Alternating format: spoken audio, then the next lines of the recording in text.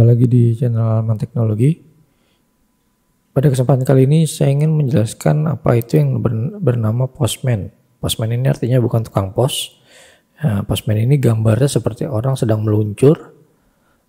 Tapi postman ini biasanya digunakan oleh para developer maupun QA untuk menguji testing web API atau web service si aplikasi itu.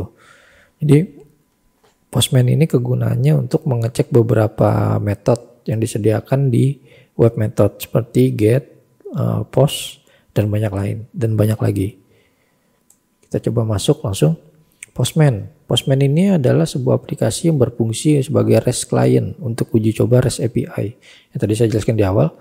Postman ini adalah mengukur bagaimana request kita masuk nggak ke dalam server, dan server itu melakukan respon untuk mengimplementasikan hasil dari request tadi.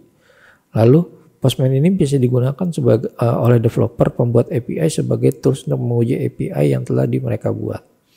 Nah, postman ini ada di URL ini kalau teman-teman mau download, postman.com lalu download. Metode apa saja yang tersedia di postman itu?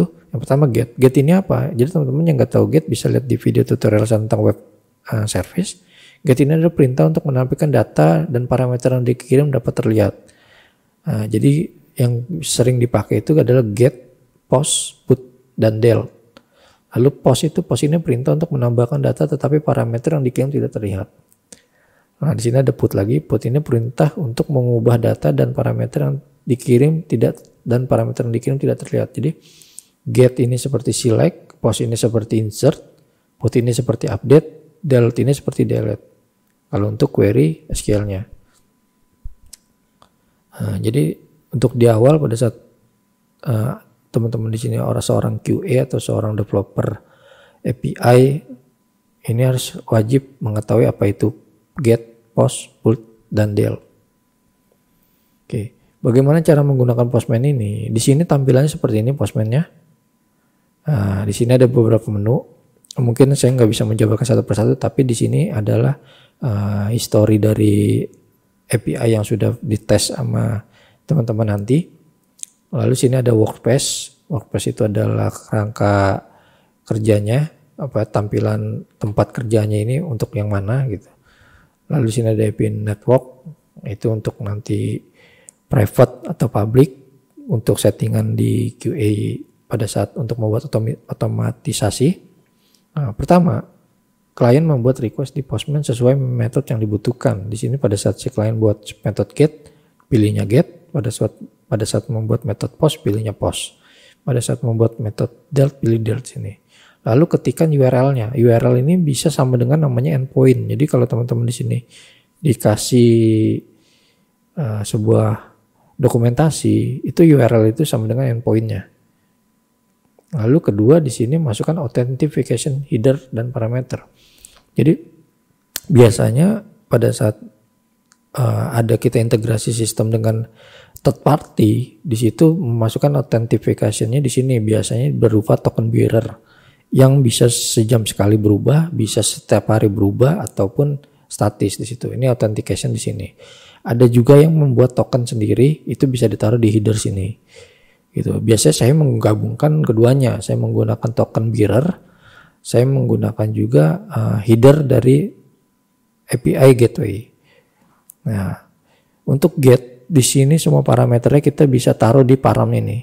Jadi kalau misalnya kita membuat get param ini yang berfungsi untuk mendeklar otomatis parameter apa aja yang akan kita kirim.